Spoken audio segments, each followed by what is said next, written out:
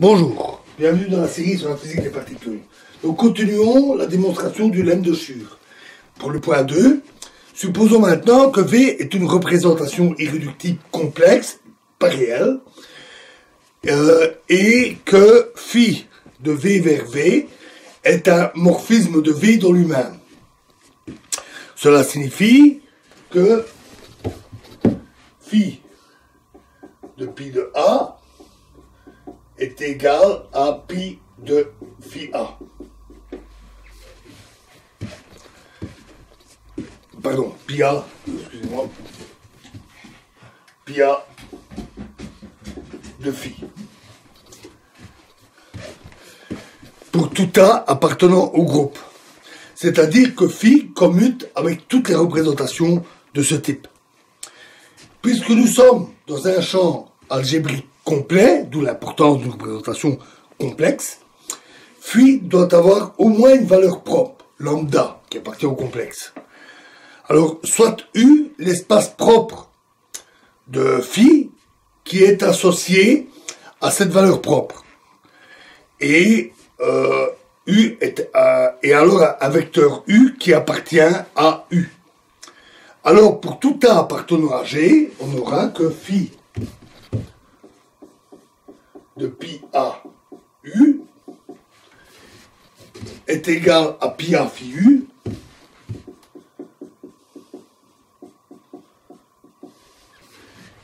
qui est égal à lambda phi A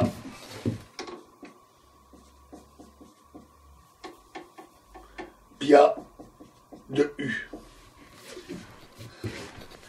Donc, appliquer pi A à un vecteur propre de phi, avec la valeur propre lambda, conduit à un autre vecteur propre de phi, avec la valeur propre lambda.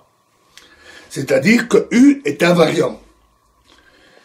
Puisque lambda est une valeur propre, U est différent du vide, et donc on doit savoir que U égale à V.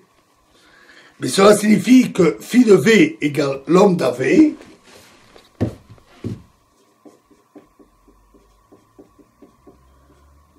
pour tout V appartenant à grand V. C'est-à-dire que phi égale lambda I.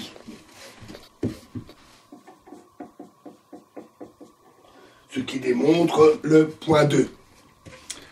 Ensuite, si phi 2 est différent de 0, alors, selon le point 1, phi 2 est un isomorphisme. Et ensuite, regardons phi 1 rond phi 2 moins 1.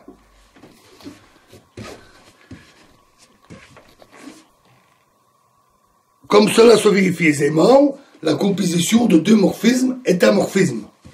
Donc, phi 1 rond phi 2 moins 1 est un morphisme de W dans lui-même.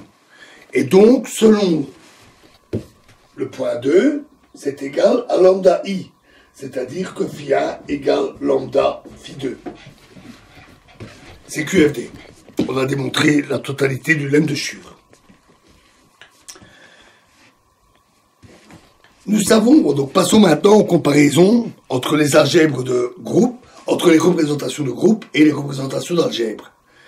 Nous savons que tout homomorphisme de groupe de Lie conduit à un homomorphisme d'algèbre de Lie. En particulier, cela montre que toute représentation d'un groupe de Lie conduit à une représentation de l'algèbre de Lie qui est associée. Le but maintenant, ça va être d'étudier le processus inverse. C'est-à-dire, étant donné une représentation d'algèbre de Lie, sous quelles circonstances y a-t-il une représentation de groupe de Lie associé? Le grand résultat que nous établirons sera un théorème qui dit que si G est un groupe de Lie connexe et simplement connexe, alors à l'algèbre G, avec l'algèbre G, et si pi est une représentation de G, alors il existe une unique représentation pi de G telle que cette représentation conduit à celle-là par la méthode que nous avons vue qui lie les homomorphismes. Notre démonstration utilisera la formule BCH. Mais avant, nous allons examiner deux cas particuliers. C'est-à-dire le cas de SO3 et de SU2, pour lesquels on peut faire la vérification à la main.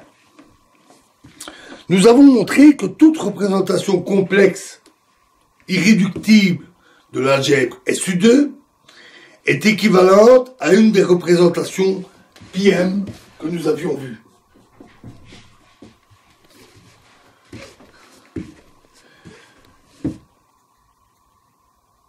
Rappelons d'ailleurs que les représentations complexes irréductibles de SU2, de l'algèbre SU2, sont en bijection avec les représentations irréductibles de SL2C, de l'algèbre SL2C.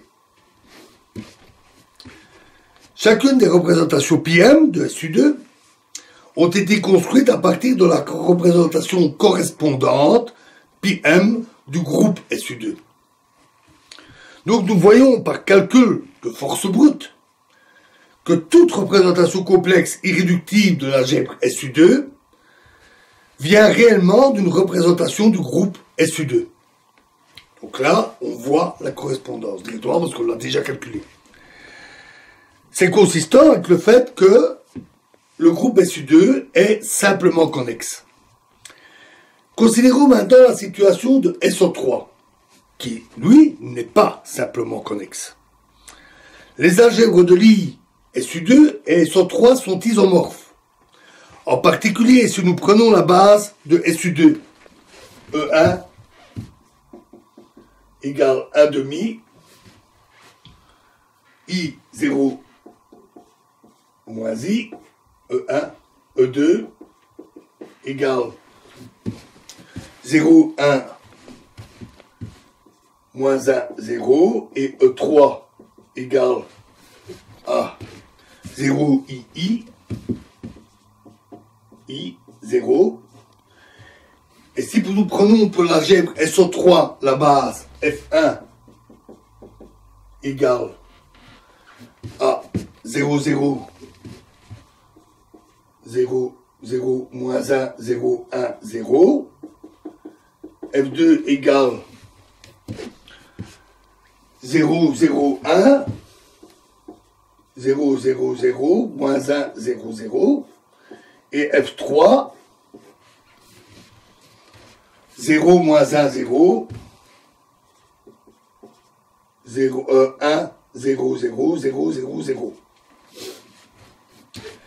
Alors un calcul direct montre que le commutateur E1, E2 est égal à E3, que le commutateur E2, E3 égale E1, et que le commutateur E3, E1 est égal à E2.